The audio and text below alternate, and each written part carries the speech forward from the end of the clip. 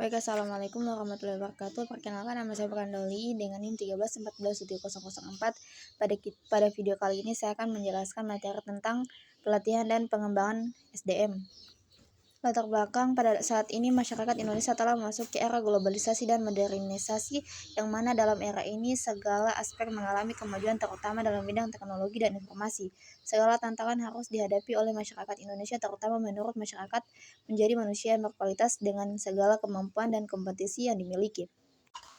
Bagian 1, definisi pelatihan dan pengembangan pegawai dari ahli. Yang pertama, pelatihan. Pelatihan merupakan suatu metode yang digunakan untuk melakukan pengembangan sumber daya manusia yang berkaitan dengan kemampuan atau keterampilan pegawai atau karyawan yang telah menduduki suatu jabatan atau pekerjaan tertentu di dalam suatu perusahaan atau organisasi. Bagian B, pengembangan. Pengembangan sumber daya manusia menurut Sunarmita Stuti dan Hugo Aries Suprapto 2019 ayat 105, sumber daya manusia merupakan suatu kemampuan yang ada pada setiap manusia yang ditentukan oleh daya pikir serta daya fisiknya.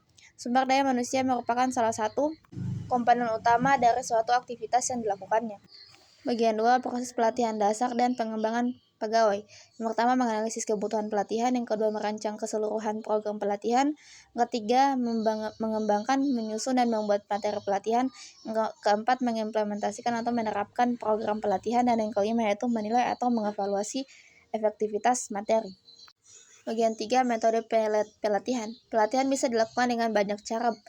Berikut beberapa metode pelatihan menurut Subeki dan Johar 2012 ayat 87, yaitu on the job training adalah proses peserta latihan bekerja di tempat untuk belajar atau meniru suatu pekerjaan di bawah bimbingan seorang pengawas.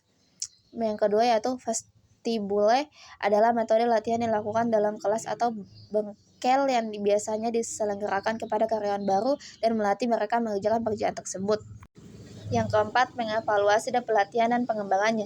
Evaluasi adalah proses menemukan hasil yang telah dicapai dalam kegiatan yang mendukung pencapaian tujuan dan rencana, serta pengaturan evaluasi berkaitan dengan nilai dan makna proses, dan evaluasi sangat dipengaruhi oleh berbagai observasi, latar belakang, dan pengembangan praktik dari para evaluator.